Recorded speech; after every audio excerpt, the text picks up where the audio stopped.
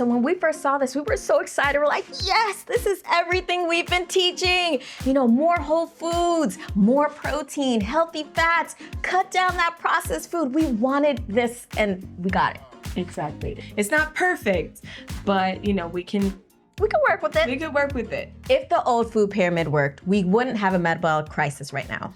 And if you followed it perfectly, low fat, high carbohydrates, constant snacking, you didn't fail. The advice failed. So I cannot believe we finally have new guidelines on nutrition backed by the country. And you guys may wonder, like, why does it matter that it's backed by the country? Because these nutritional guidelines influence everything from school lunches to SNAP benefits. And so it really matters what is being released by the United States. The USDA is responsible for public health, but also for the economic stability of the agricultural industry. So understanding where the food pyramid came from in 1992, you can understand how politics really influenced what was on that food pyramid. The original food pyramid, as we know, is old. It shaped not just our personal habits, it shaped the way the school meals are providing our food. It shaped the public health messaging. It basically sucked. It did.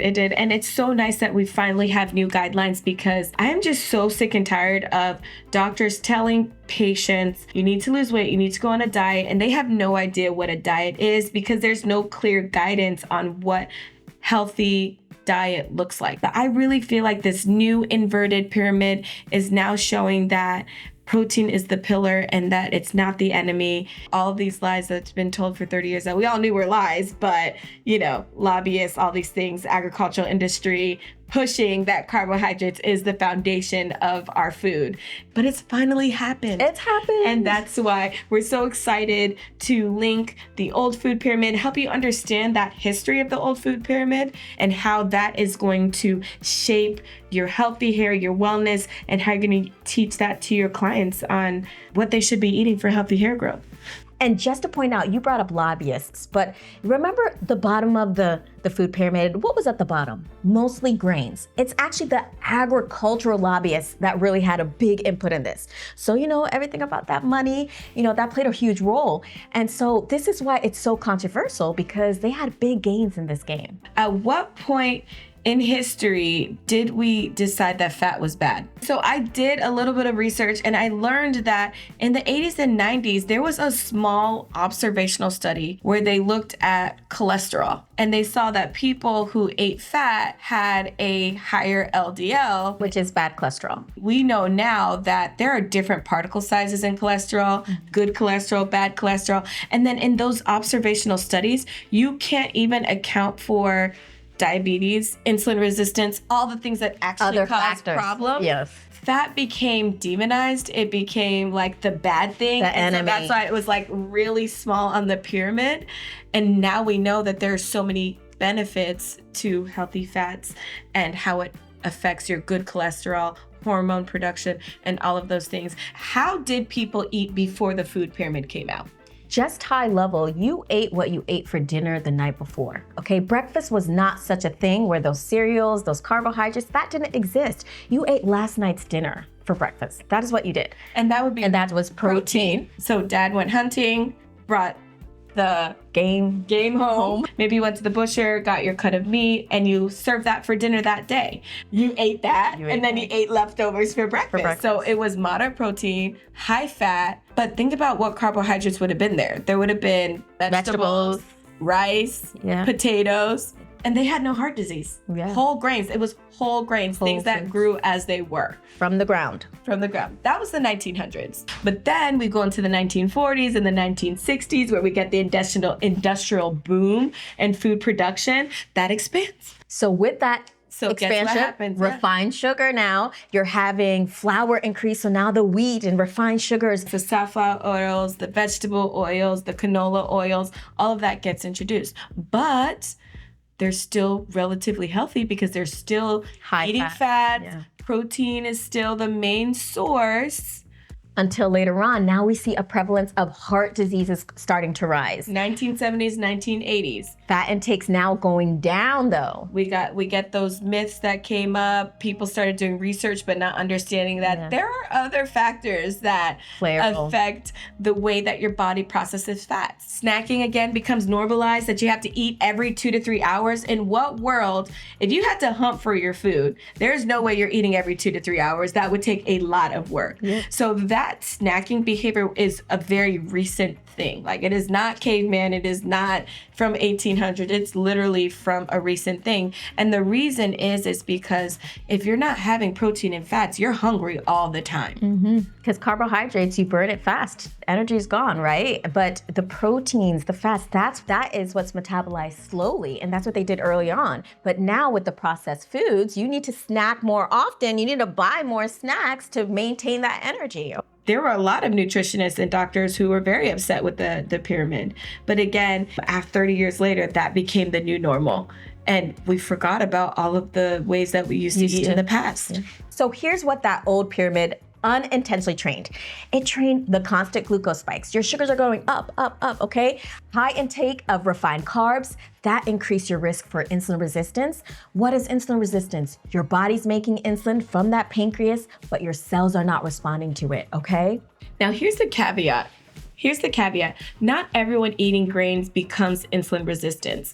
It's the context that matters, right? The processing levels, the portion, the fiber, the activity, your sleep, your stress. There was so many factors that went into how your body processes carbohydrates. But what I love about the new pyramid is that it takes into consideration that carbs are okay, but they need to be whole and unprocessed. But they did try to kind of make up for it. Do you remember in 2011, they had something called My Plate? Yes, they introduced My Plate in 2011 to replace the old food pyramid. And this focused on what your plate should look like with every meal. Some of you guys might have remembered it. It would be half your plate and fruits and vegetables, and then a quarter of your plate grains, and then a quarter protein, and then a little milk on the side. They tried, and that was much better because it at least took into account that, hey, only a small portion of your plate should be grains. Carbohydrates. Yeah. But there was a lot of things that were wrong with this. So the goal was for My Plate, and I know they tried, they wanted to just simplify nutrition. They wanted to make it so it kind of encompasses everyone to eat properly.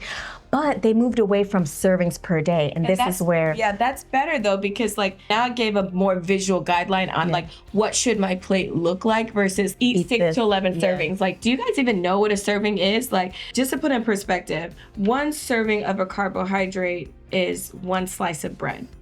So if you say 6 to 11 servings and you don't know that one serving is a slice of bread, you're like, yeah, I had one serving, it was a sandwich. Well, you actually had 2 servings. And so that was a really big issue. Whereas My Plate kind of shifted that focus from daily totals per meal, and it just really kind of focused on balancing your plate, encouraging vegetables. Fruits and vegetables, Encouraging fruits and vegetables, reducing the emphasis on serving size and counts, because when we do that, we're more likely to fail. And honestly. So it made it easier for the public, for the people to understand food just looking at it at a glance. But again, it still had its issues because you literally could be following My Plate and it would be all processed foods. I can do half my plate of canned, salty, sodium vegetables. And I can also do a quarter of some sausage and hot dogs, processed meat. Protein, And then I can do a quarter of pasta or very processed cereal and be obese and say I am eating healthy. So there were some problems with My Plate. And it didn't distinguish food quality, okay? They treated all the foods as equal. It didn't tell you what whole grains, which is the essential, the difference, and refined grains. It didn't differentiate that. They didn't differentiate between the lean proteins, the ultra processed protein. Like you said, you could choose between fish or hot dogs and sausage. The fresh vegetable, well, the vegetables didn't tell you fresh, right? It could be that canned foods.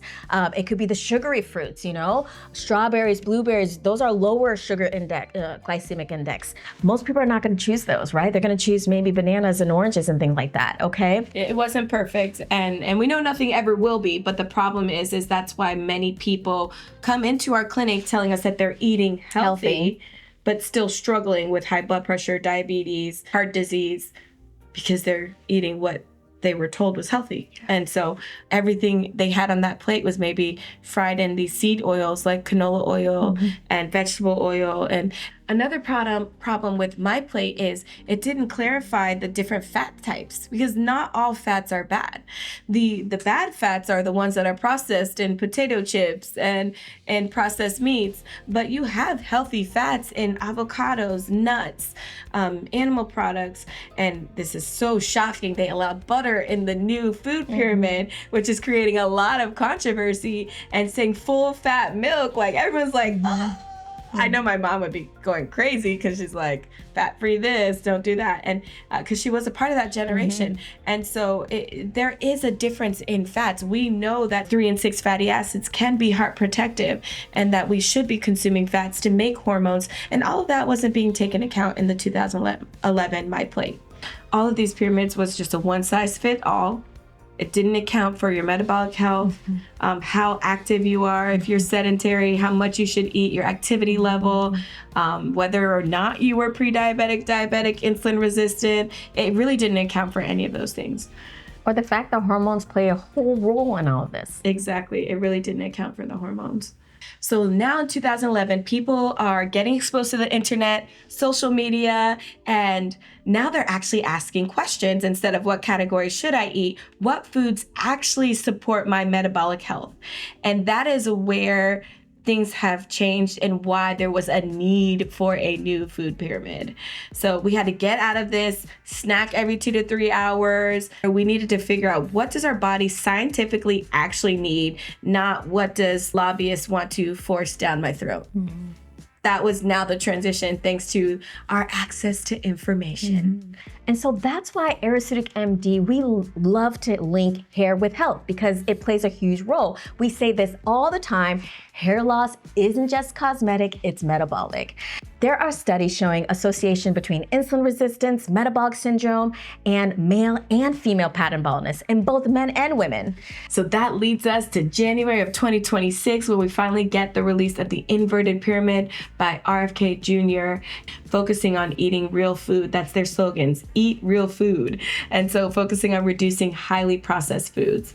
This finally prioritizes whole food, minimally processed foods, and emphasizing protein as a pillar of health. And we are really excited.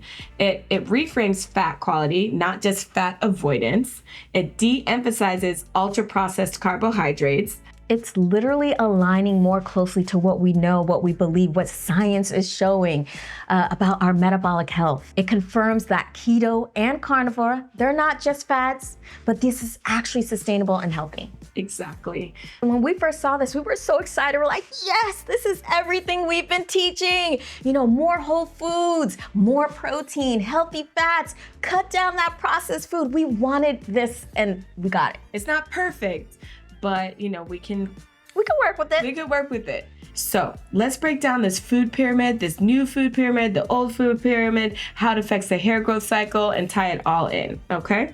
So when the body is under metabolic stress, it prioritizes survival, not hair. So hair gets pushed out of the growth phase of the hair growth cycle, which is called anagen, and gets into the resting and shedding phase called telogen. And that's why shedding often shows up months later. And then remember, we had this low-fat mantra, the low-fat mantra that fat is bad. They forgot that you need fats in order to absorb certain vitamins. I remember the fat-soluble vitamins by Cade, vitamin K, A, D, and E. Those are all vitamins that require fat to be absorbed, and it is essential to the hair follicle for good hair growth. And so not only are you lacking in fat, but you're lacking in protein. And guess what your hair is made out of? Protein. Keratin and protein. Yes, protein, which makes keratin. Exactly. So again, now you're having weak hair, brittle hair, and breaking hair. When the body feels safe and well-fueled, hair growth can finally resume. Hair loss, it's not a mystery like, why am I losing hair? No, we can figure it out because you're giving your body what it needs. This is why we say hair loss isn't cosmetic, it's metabolic. Exactly. And the new food pyramid finally supports the biology of hair growth instead of working against it. You can have normal labs and still have a body under metabolic stress, and your hair can be one of the first places it shows up. So let's break down the new food pyramid and what it means for your health and hair. One thing that I love is they mentioned the gut microbiome. You can eat all the right foods and still lose your hair, and that's because if your gut isn't absorbing the nutrients, you can't grow beautiful hair. Inflammation, dysbiosis, and gut permeability, they block your ability to take up those nutrients and use it at the hair follicle. So you're not gonna grow beautiful hair. Now, the new pyramid, this emphasizes the whole foods and fiber because they actually support the microbiome. So hair professionals who understand this, they can stop blaming compliance that, their clients not doing what they're supposed to, and they can start asking better questions. How's your health? How's your digestion? How's your inflammation? And they can link the two. So as much as we're talking about that, we do love the food pyramid, there are some setbacks, there are some limits, some things that we would love to change.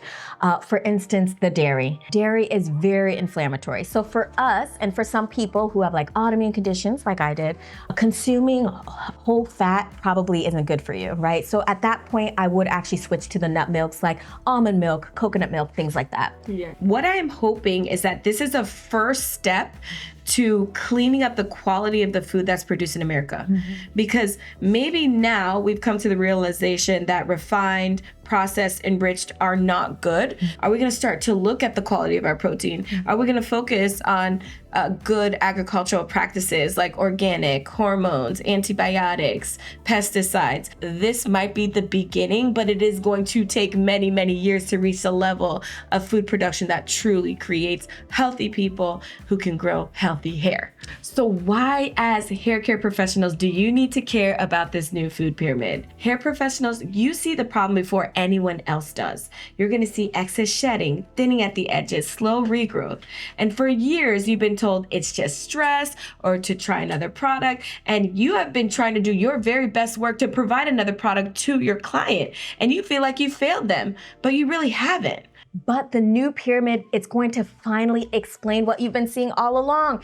Hair isn't just cosmetic, it's metabolic. It's gonna shift away that the processed foods are healthy. No, it's gonna shift that focus toward real food, toward protein, toward healthy fats. These are the building blocks for your hair. These make your hair follicles grow, and these are energy dependent. So when the body is underfueled, if it's inflamed, if it's stressed out, hair growth is one of the first things it's gonna sacrifice.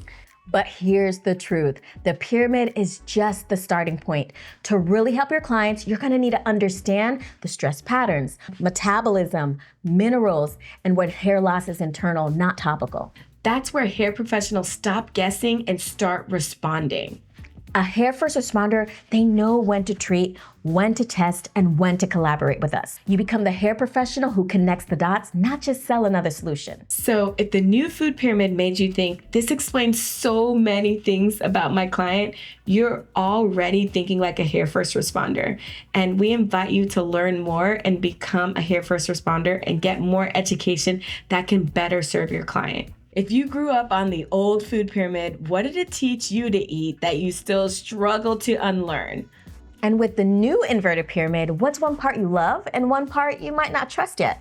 Proteins, dairy, fats, carbs, or the processed foods? Leave a comment below and let us know. We do read the comments, and if it's something interesting, maybe we'll make our next video about it. So if you want to understand that health and hair are connected and you want to get that deeper understanding, we would love to teach you. So please subscribe to our channel.